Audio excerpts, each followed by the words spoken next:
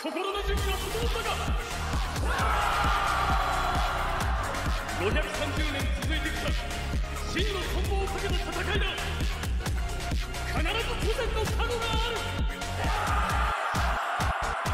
これまで散っていった者たち必ず背を支えてくれる。最後まで戦うぞ真の古来。我らの国を絶対に守りきるぞ。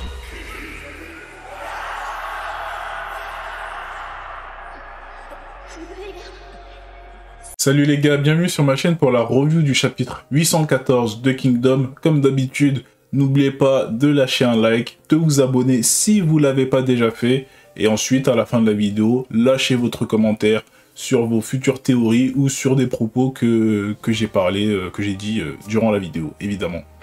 Donc, on reprend en fait le chapitre 1 avec directement l'armée de Han qui est constituée. On voit le nom de quelques généraux, bon on les connaît pas, hein, mais ce seront les généraux qui seront sur le champ de bataille à l'avenir.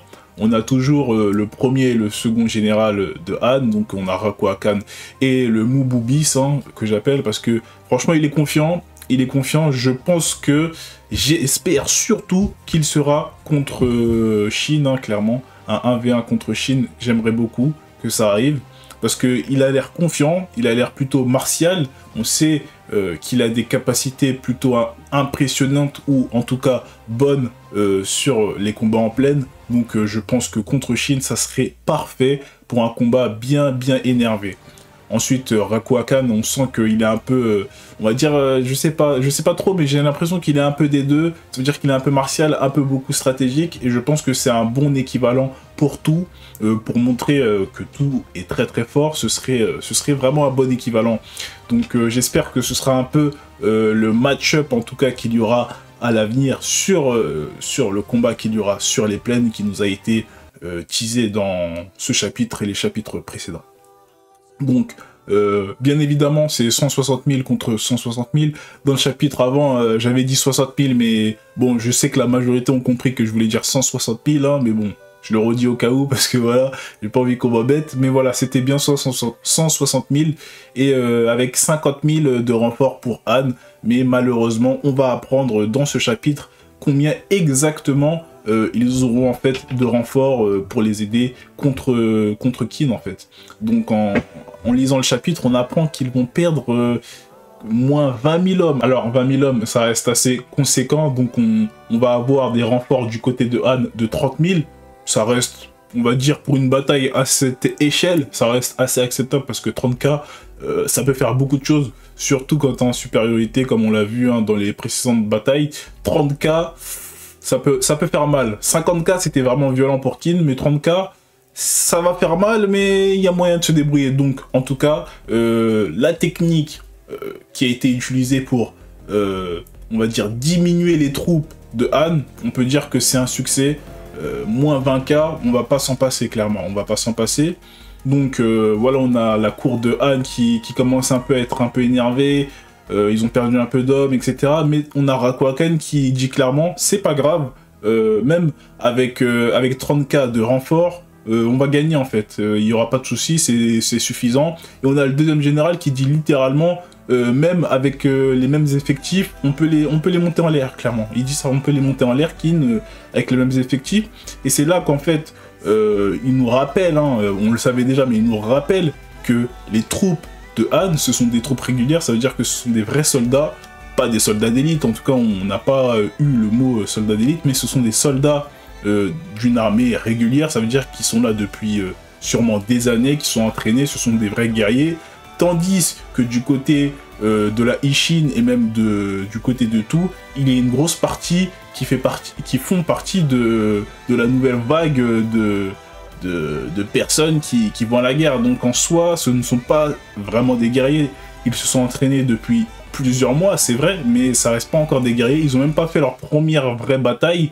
Donc c'est vrai que sur le champ de bataille, ça va être chaud, Parce qu'on a vu que l'expérience dans Kingdom, elle est primordiale, surtout pour un soldat lambda, hein, Donc là, ça veut dire qu'on va avoir peut-être, bon, on a vu avec la Ishin, des petits soldats par-ci par-là qui sortent du lot. On sait que eux, clairement, ils vont faire leur travail, c'est des mecs, ils savent se battre, ils ont déjà l'esprit du tueur, etc.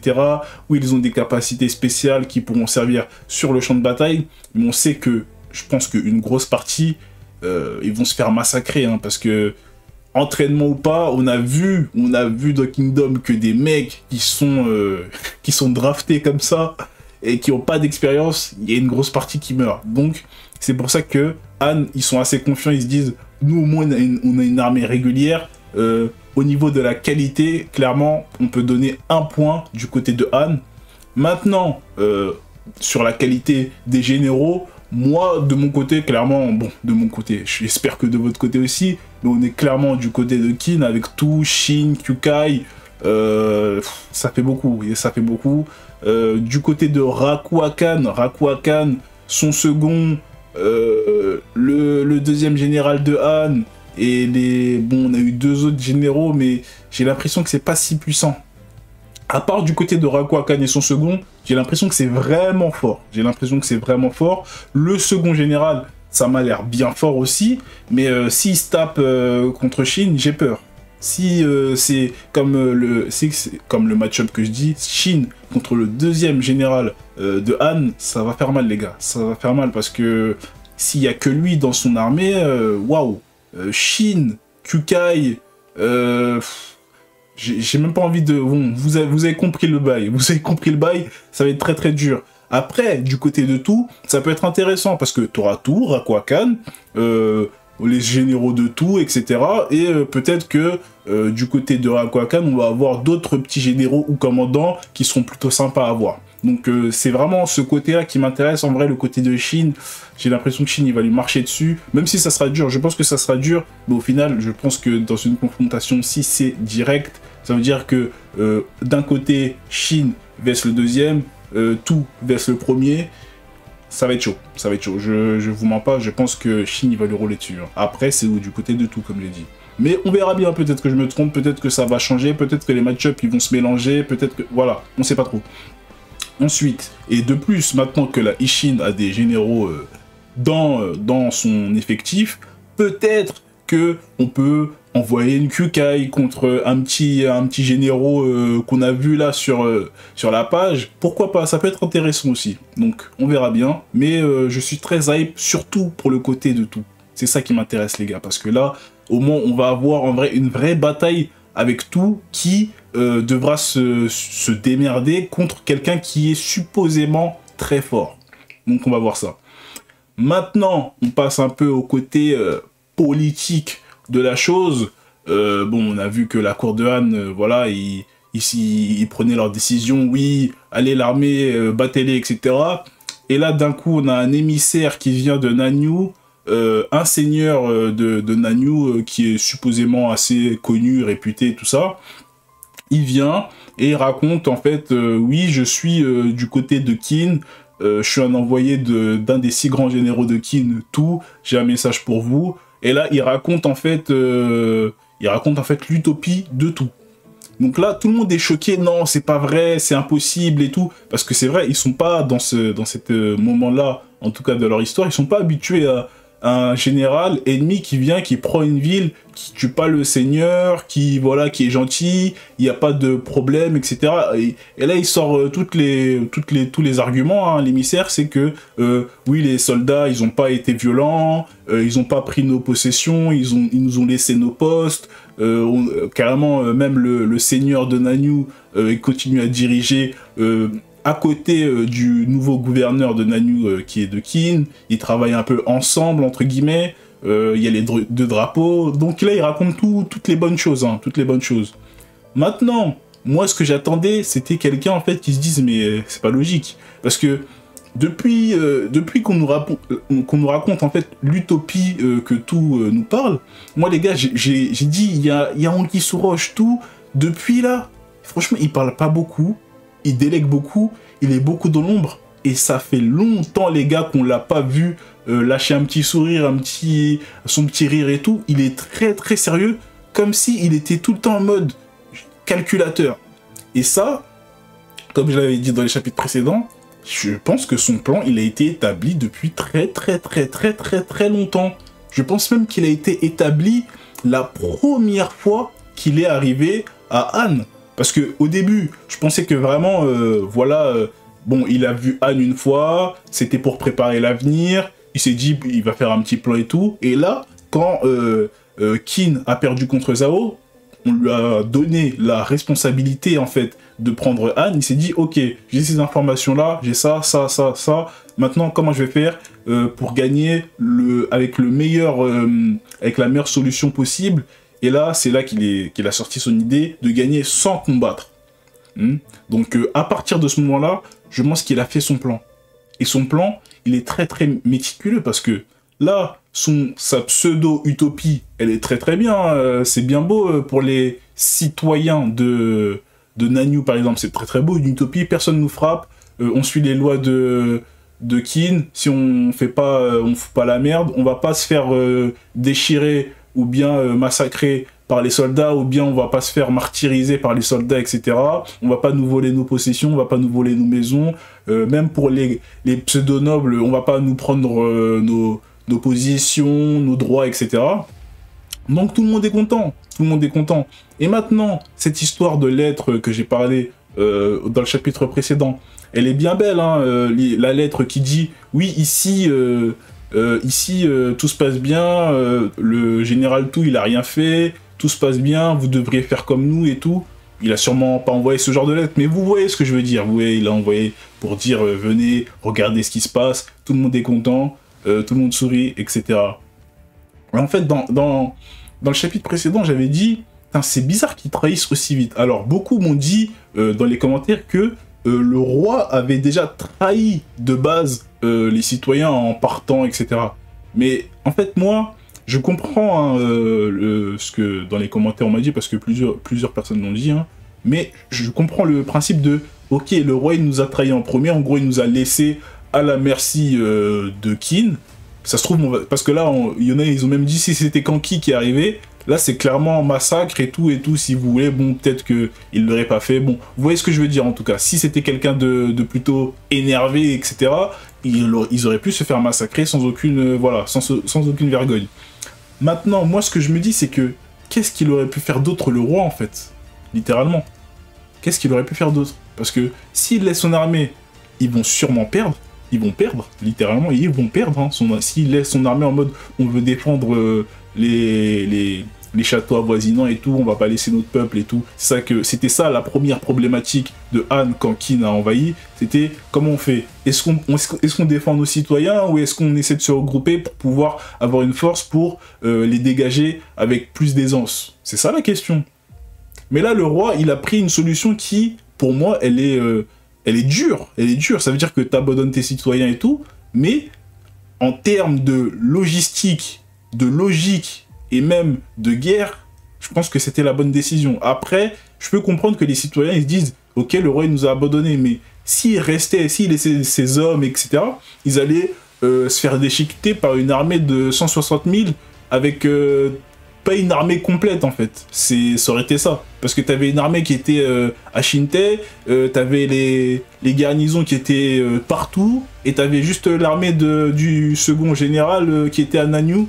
Il se serait fait déchiqueter partout, et Chine, peu importe c'est qui, 160 000 avec ces deux généraux en face de toi, il se serait fait déchiqueter. Donc, qu'est-ce qu'on fait? Quelle est la solution? Il a préféré regrouper ses hommes pour pouvoir combattre. Et là, en fait, moi, ce que je me suis dit, c'est que, ok, les citoyens ils se sentent trahis, mais de là à ne pas comprendre le roi dans une situation pareille, et à la première occasion, entre guillemets, vas-y, ok, c'est comme ça, là-bas c'est tranquille, donc pourquoi envoyer mes hommes se battre contre Kin? J'ai trouvé ça un peu rapide, mais pourquoi pas? Pourquoi pas? Je comprends le principe, parce que ça m'a un peu rappelé en fait la coalition, quand c'était la coalition. Là par contre, la coalition, quand ils sont venus à Kin, ils ont massacré les forteresses qui passaient, hein. Ils les ont massacrées, et pourtant, toutes les garnisons, elles sont parties, hein. Si je me rappelle bien, dites-moi en commentaire les gars, mais si je me rappelle bien, les garnisons, elles sont parties à Kin pour défendre dernier rempart et tout, le mur et tout, tout pour faire une bataille colossale et pouvoir repousser les adversaires. C'était ça la stratégie en fait. Hein. Donc toutes les forteresses, je me rappelle Mangoku, il en a violenté des gens, il en a violenté. Hein. Donc voilà. Et est-ce que pour autant on a senti des espèces de trahison de non, on veut pas envoyer d'hommes et tout? Voilà. C'est ça en fait qui m'a un peu dérangé parce que là, pour le coup, en plus, on a un tout qui fait pas de problème. Ça veut dire qu'il est là, il utopie, et pourtant les seigneurs, ils décident de quand même trahir, tu vois. Mais bon, je peux comprendre le principe, je peux comprendre. Bon, passons. Donc l'émissaire, il raconte ce qu'il a à dire. Et là, ce que j'ai kiffé, les gars, vraiment, le personnage, je crois que j'en avais déjà parlé, la première fois qu'il a apparu, Chousi, le chancelier Chousi, qui a un background de militaire, il a compris direct. Il a compris la stratégie. Il a dit, t'es un abruti, les gens de Nanyue, vous êtes tous des abrutis, vous ne comprenez même pas ce qui se passe. Parce que en plus, hein, t'en as dans la cour qui disait quoi? Qui disait... non, l'émissaire qui disait littéralement, ouais mais ça sert à rien en fait de se battre contre Kin parce que si on gagne maintenant, dans tous les cas, ils vont revenir. En fait, lui, il a rien compris. Et c'est là que tu vois, là, ce que j'ai aimé dans le chapitre, c'est que on nous a pas fait une grosse pancarte en mode, regardez, Kin, ils les ont manipulés. Non, c'est à toi de voir littéralement qu'ils se font manipuler sans même le savoir. Et même le lecteur, il peut se faire manipuler. Parce que là, clairement, nous, on a les infos de Kin. Ça veut dire qu'on sait que s'ils perdent cette bataille, c'est fini pour l'unification. C'est fini. Genre, on peut dire au revoir, terminé. Plus de ressources, plus d'argent, plus d'hommes. Au revoir. C'est terminé. Et après, les autres États, ils vont pas se tourner les pouces, ils vont les attaquer. Et là, c'est vraiment terminé pour Kin. Ça, nous, on le sait. Mais là, l'émissaire, un seigneur de Nanyue qui est qui a l'air plutôt, voilà, la tête sur les épaules avec de bonnes informations, il dit non mais ça sert à rien, même si on gagne, ils vont revenir, ça sert à quoi en fait de se battre? Et c'est là que tu vois, lui, il est vraiment, son cerveau il est à l'envers, parce que là, s'il gagne, s'il gagne cette guerre, c'est fini pour Kin en fait. Mais lui, il voit même pas ça. Et là, du côté du chancelier Chousi, il voit très clairement le jeu en fait, que Kin et tout sont en train de faire, c'est littéralement essayer de gagner sans se battre.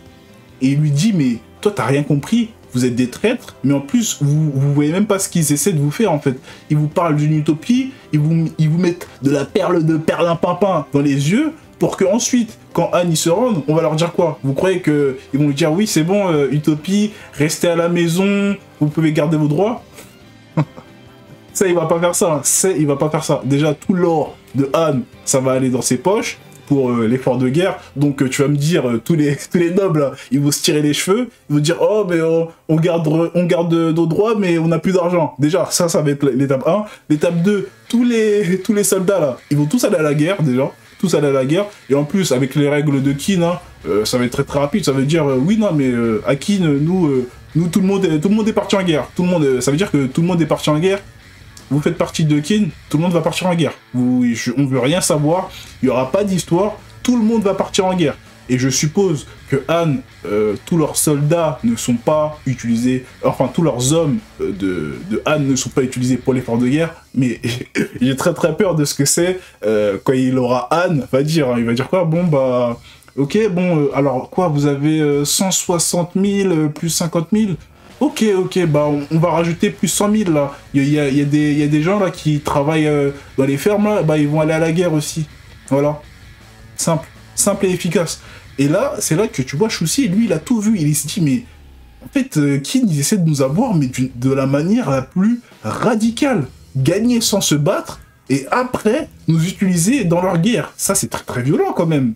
C'est très très violent. C'est comme si tu viens, t'annexes un pays, tu leur dis, vous inquiétez pas, chez nous c'est bien, on est gentil, voilà, on vous protégera, vous ferez partie de l'Empire et tout. Mais par contre, on vous prend tout votre argent, on vous laisse vos droits, hein, mais on vous prend tout votre argent, on vous prend tous vos hommes pour aller à la guerre, comme tous les autres États. Simple et efficace. Or que eux, ils sont en mode de paix, tout ça. Alors là, Chousi, franchement, juste son dialogue, hein, les gars, son dialogue, j'ai trop aimé. J'ai trop aimé. Genre, le seul qui a un peu, voilà, il a un peu décelé les vicelards de Kin, tu vois, il a un peu décelé. Et ensuite, voilà, il essaie de galvaniser un peu la cour en disant non, on se laissera pas faire. Et là, il a totalement raison, parce que clairement, ils se font avoir, Han, c'est terminé pour eux. Et là, ils seront utilisés, mais comme jamais. De toute façon, c'est ça le plan. Hein. C'est ça, ils font partie des 3 piliers. C'est que c'est utiliser Han pour la guerre contre Zhao et voilà le reste. Hein. Donc, voilà. Donc là, j'ai surkiffé.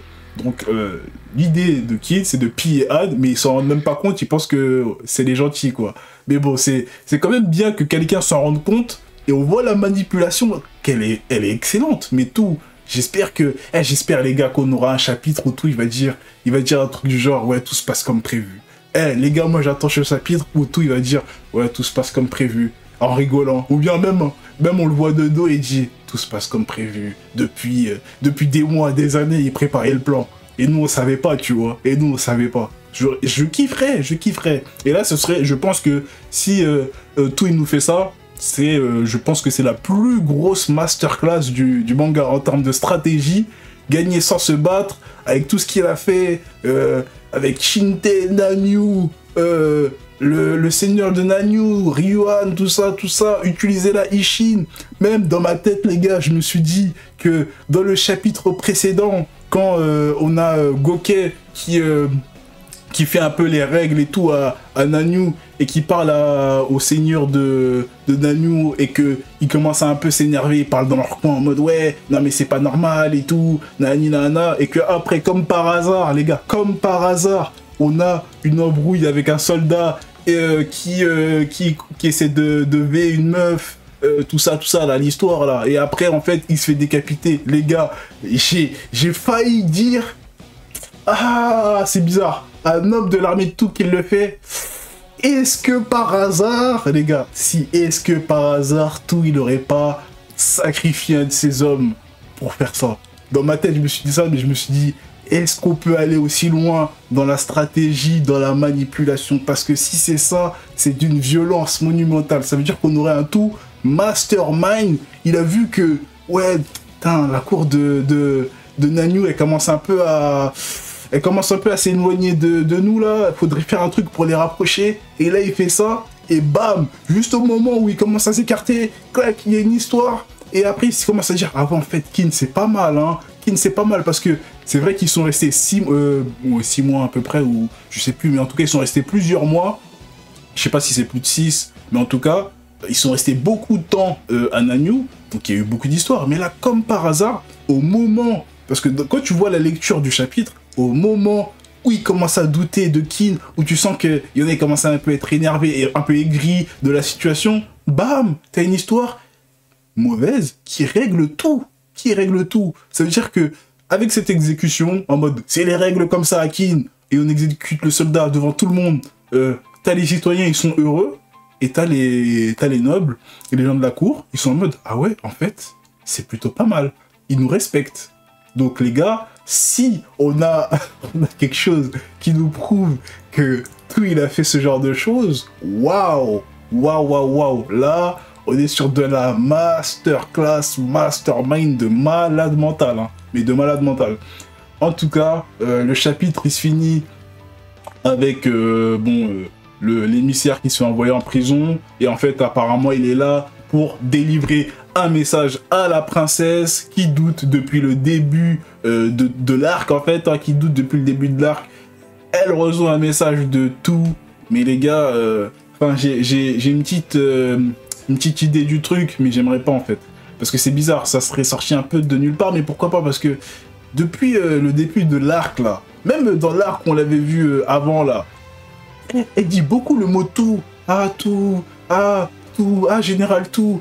Et c'est bizarre. Au début, je pensais que c'était en mode, il nous fait ça à nous, je pensais que c'était quelqu'un de bien, mais j'ai l'impression qu'elle le kiffe en fait. Je trouve ça très très étrange, les gars. Est-ce que tout, il a utilisé la princesse en sachant il l'a séduite pour... Non. Là, je commence à aller trop loin peut-être. Est-ce qu'il l'utilise? Il l'a séduite auparavant pour pouvoir l'utiliser plus tard, parce qu'il a vu qu'il y avait une faille avec elle, et qu'elle fait partie en fait de la cour, qui est très très respectée, c'est la princesse. Est-ce qu'il va l'utiliser pour... Oula. Donc, je commence à tout... Attention, est-ce que tu vas devenir un antagoniste d'une catégorie supérieure, ou est-ce que c'est moi, je suis un peu... Voilà, je vais un peu trop loin? Parce que là, c'est des trucs d'antagonisme qu'il fait là. Si c'est ce que je dis, ça fait très peur. En tout cas, j'ai bien aimé le chapitre. Je l'ai trouvé un peu court, hein. On n'a pas vu beaucoup d'éléments, mais on a vu des éléments vraiment spécifiques. Et ça, j'ai aimé avec la cour et l'émissaire, j'ai bien aimé les dialogues. Au niveau de la guerre, rien de spécial, on savait déjà, on a juste vu quelques petits détails, mais au niveau de la cour, j'ai surkiffé. Donc, dites-moi en commentaire ce que vous en avez pensé. Moi, en vrai, j'ai kiffé. Là, ça m'a hype pour la suite. Même pas la bataille, les gars, c'est même pas la bataille là qui m'intéresse. C'est ce qui se passe au niveau de la cour, là, c'est incroyable. C'est de la dinguerie ce qui se passe. Hein. C'est de la dinguerie. Des seigneurs qui envoient pas de soldats, des seigneurs qui viennent, qui disent oui, on doit se rallier à Kin. Non, et Tash aussi qui dit vous êtes des abrutis, on se fait manipuler. Eh, je kiffe ce qui se passe en ce moment. Et c'est même pas la guerre. Hein. C'est même pas la guerre. Donc, sur ce, je vous souhaite une bonne soirée. Et dites-moi en commentaire, lâchez votre like et abonnez-vous les gars, c'est important. Sur ce, à plus. 次は君だ。